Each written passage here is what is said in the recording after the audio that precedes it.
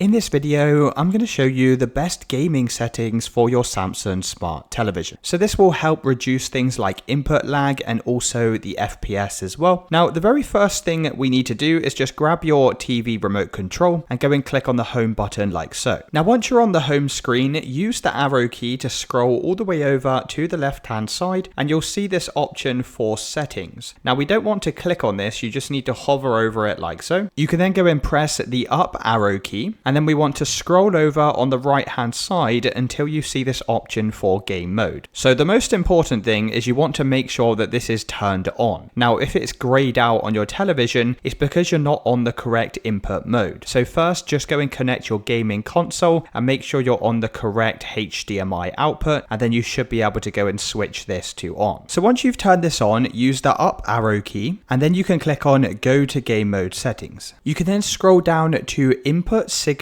plus and make sure you have the correct HDMI port selected for your gaming console. Now, once you've done this, we're just going to come back over to the previous settings page and we're going to scroll right up to the top to click on picture. You can then scroll over on the right hand side and we need to come down to expert settings. So for the brightness, we're going to increase this to 50%. For the contrast, I like to set mine at the maximum number available, which is 50 on my television. For the color, you want to make sure this slider is about 3/4 of the way, and the sharpness you can set between 8 to 10%. You then need to scroll down to the contrast enhancer and make sure this is turned off, as this can ruin details in the shadows when you're trying to play your game. Now the rest of the settings on this page, you can just go and leave them as their defaults. You can see this is what I have set for my TV. And once you've done this, you can close out of the window to save your changes. And that should now give you the best settings for gaming on your Samsung smart television. Let me know in the comments if you found this video helpful.